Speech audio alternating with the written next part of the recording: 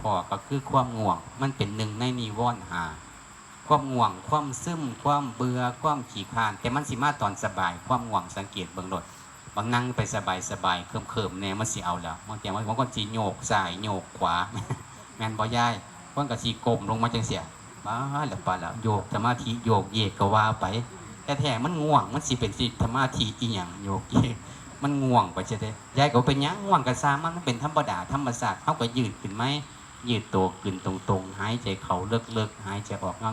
ง่วงกระซามันก็หูว่ามันง่วงแต่ว่ายังง่วงกับมันนะอันอยากทานอารมณ์เด็กเขาก็หายใจเขาเลิกหายใจออกเงาลืมตามองไกลๆก็ได้วิธีหนึ่งก็คือมันนั่งบ่ได้ดอกอาจารย์ท่านนั่งไปก็สิรับอาจแสดงว่าย่ายสังเกตอารมณ์เจ้าของได้แล้วก็ลุกไปยางซามันสิง่วงย่ายกับยางไม่ไหวพระพุทธเจ้าบอกพระอานนท์หนึ่งในวิธีแก้ง่วงในการเดินก็คือเดินไวๆกระทืบเท้าแรงๆให้ความง่วงมันหลุดให้เอาอารมณ์ความรู้สึกสติมาอยู่ฝ่าเท้ากระทบพื้นแห้งๆอย่างสินะมันก็สิแก้ง่วงได้แต่ถ้าย่ายง่วงปุ๊บว่าง่วงแห้งกูไปนอนเลยเนี่ยมันสิบ่ได้ความเพียรอาตาปีสัมปชาโนสติมาเขาต้องมีความเพียรต้องมีสติในการเฝ้าเบิงอารมณ์เบิงกายเจ้าของหันฟื้นความง่วงได้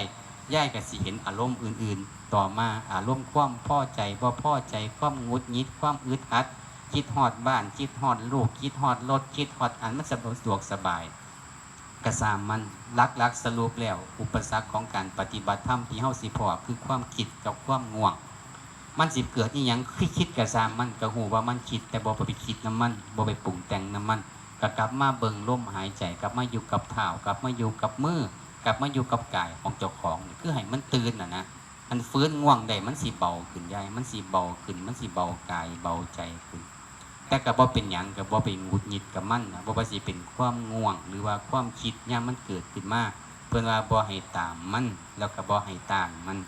บ่ให้ตามก็คือบ่ไปง่วงไปงั้นบ่ไปคิดกับมันบ่แม่นมันคิดมันก็คิดปรุงแต่งไปกับมันทั้งอดีตทั้งอนาคตทั้งเรื่องพ่อใจบ่พ่อใจคิดก็รู้ว่าคิดก็วางลงเอากับ